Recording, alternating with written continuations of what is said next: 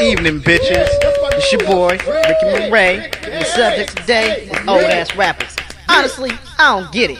I guess the trend nowadays is old ass 1990s rappers proving they can still hang with the young cats. Why? Y'all held it down for 6 years. What you trying to prove? Oh, ego. Mr. Carter want to drop 2 albums and then shelve 2 record labels at once. That's fucked up. Siegel, Freeway, Meth, Red, Santana all had albums. Then none of them see the light of day. Niggas just taking up And you ain't saying nothing new. You just replugging your old Step on shit. my J's, Air Force Shut Ones. the fuck up.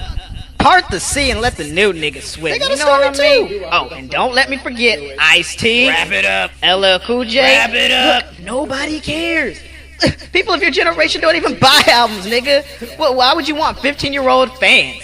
That's some R. Kelly shit. That's fucking gross. I mean, if you still need to make music, make it in your own fucking basement. Rappers don't even make money. I mean, you're really just embarrassing yourselves. You saw what happened to Rakim. Yeah. Exactly. This is your boy, Ricky Murray, and this is my moment of real. Here like you knew, and remember, it ain't hating if it's true. Peace.